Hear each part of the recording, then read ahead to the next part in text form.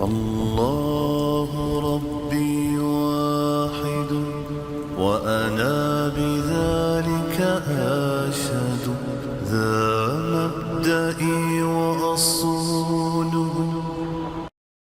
Jadi nanti hari kebangkitan, dalam riwayat yang lain dikatakan Allah yang maha pemurah dan maha tinggi akan menurunkan hujan dari langit, lalu akan menyentuh tulang-tulang ekor kalian.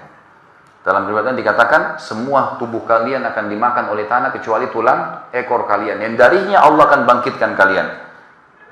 Ada asar yang lain riwayatnya menyebutkan Allah turunkan hujan berbentuk seperti sperma laki-laki yang akan tersentuh ke tulang-tulang ekor lalu membuat kalian tumbuh seperti tumbuhnya tumbuh-tumbuhan, tumbuh kembali gitu. Nah, orang yang paling pertama dibukakan kuburan adalah Nabi SAW, dan tentu para nabi-nabi tidak dimakan jasadnya oleh tanah ya, utuh seperti itu, sama dengan mujahidin sebagaimana dijelaskan dalam hadis yang lain. Tapi yang jelas yang pertama dibukakan kuburan di mahsyar, Nabi SAW keluar, baru kemudian manusia yang lainnya. Ini kelebihan. Kemudian yang ketiga, akulah orang pertama yang memberikan syafaat, dan syafaat Nabi SAW ada dua. Nanti kita akan bahas di masalah mahsyar. Ada dua syafaat, syafaat ammah dan syafaat khassah. Pertolongan yang umum, pertolongan yang khusus. Pertolongan yang umum adalah nanti manusia akan berkumpul pada hari kiamat di mahsyar lalu mendatangi Adam karena panasnya di mahsyar sampai mereka ada yang tenggelam sampai mata kakinya dengan keringatnya sendiri, ada yang sampai lututnya, ada yang sampai perutnya, ada yang sampai dada, ada yang tenggelam dengan keringat dia sendiri. Dan Allahu alam berapa lama kita akan didirikan di mahsyar seperti itu kata Nabi SAW. Lalu manusia kena jenuh datang kepada Adam, minta tolong, hai Adam, kau ayah kami yang pertama, kaulah manusia pertama, mintalah kepada Allah agar Allah datang menghukumi kami, mengadili kami ke surga atau ke neraka. Karena beratnya mereka rasa pada saat itu, mereka lupa ini, neraka itu lebih berat sebenarnya.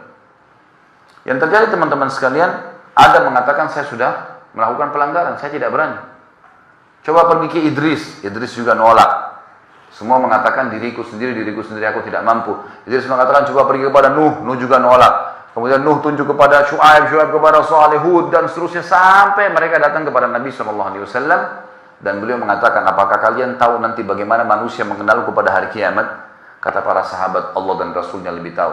Kata Nabi SAW, setelah mereka mendatangi semua nabi-nabi mereka, dan suara itu terdengar di mahsyar, terakhir semua nabi menolak, dan Isa mengatakan, pergilah kepada Muhammad. Lalu mereka pun mendatangi dan mengatakan, hai Muhammad, kau nabi terakhir, kaulah yang diutus oleh Allah sebagai seluruh manusia. Dipuji-puji Nabi SAW oleh orang-orang yang ada di situ.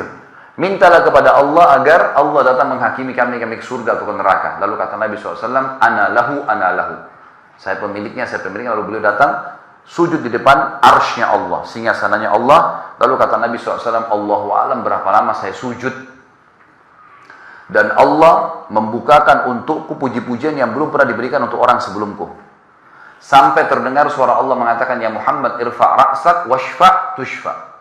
Hai Muhammad, angkat kepalamu, sekarang berikan syafaat, akan diterima syafaatmu.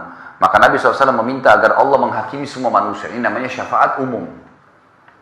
Semua orang diadili pada saat itu. Ada syafaat khusus, diberikan khusus untuk orang-orang yang beriman, umat beliau SAW.